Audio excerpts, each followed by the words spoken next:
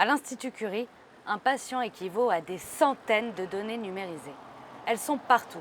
Comptes rendus médicaux, IRM, scanners, une mine d'informations pour la recherche qui est stockée dans ces énormes ordinateurs.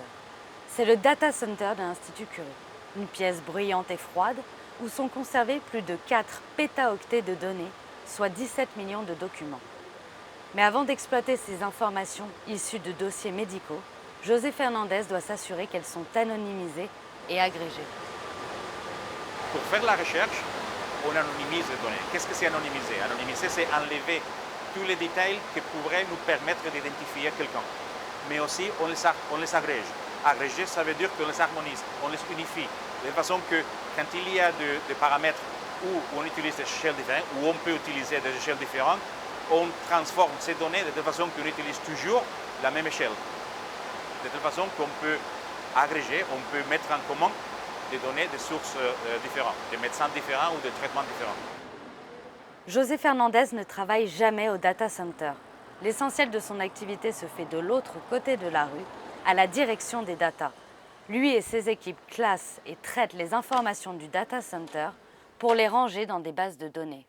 On a des équipes à la direction des data qui travaillent très proches, ils se soutiennent l'un de l'autre. On a une équipe avec des ingénieurs qui développent des projets d'intelligence artificielle, des entrepôts des données. Eux, on a une équipe qui garantit la qualité des données et développe des bases de données à la main. Les deux équipes ont le même objectif, créer des bases de données, mais des méthodes différentes pour le faire. Vous rentrez les traitements aussi, c'est ça? C'est ça, tout à fait. Donc on rentre en fait... C'est Laetitia et son équipe de data managers qui créent des bases de données manuellement. Ils étudient un à un les dossiers médicaux des patients pour classer les informations importantes.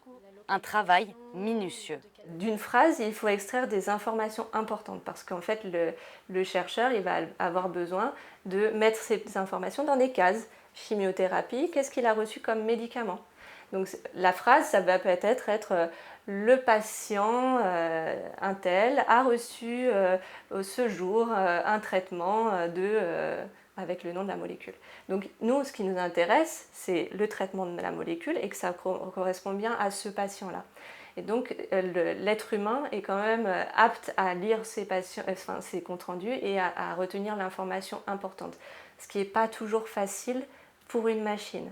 Parce que si on avait dit l'inverse, si on avait dit le patient un tel n'a pas reçu ce traitement parce qu'il avait, je ne sais pas, une allergie, bah, la machine va peut-être voir que le nom du traitement, donc elle va dire c'est bon, il l'a eu. Et non, l'être humain va pouvoir distinguer la différence très facilement. Dans le bureau d'à côté, l'équipe des ingénieurs data travaille justement pour que la machine soit au même niveau que l'être humain. Pour créer leur base de données, ils définissent des algorithmes, sorte de cerveau de l'ordinateur. Le but est que la machine étudie seule ces mêmes comptes rendus médicaux. On crée des algorithmes qui vont analyser le texte. Ça, c'est de l'intelligence artificielle pour nous, c'est-à-dire on lui a donné beaucoup d'exemples et l'algorithme apprend tout seul afin de comprendre que telle phrase c'est une négation, telle phrase c'est une hypothèse et telle autre phrase ça n'en est pas. Donc ça, c'est l'intelligence artificielle, c'est-à-dire on apprend à l'algorithme. On analyse des millions et des millions de comptes rendus, des milliers et des milliers de patients à vitesse éclair en 2-3 jours.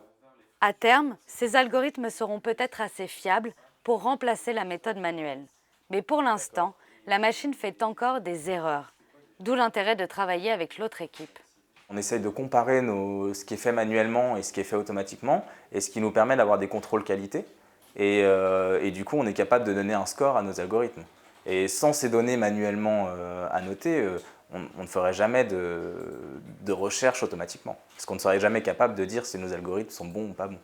Qu'il s'agisse de bases de données remplies manuellement ou automatiquement, toutes ont le même but, mettre à disposition des informations de qualité, rangées et répertoriées pour que les chercheurs puissent découvrir de nouvelles pistes thérapeutiques.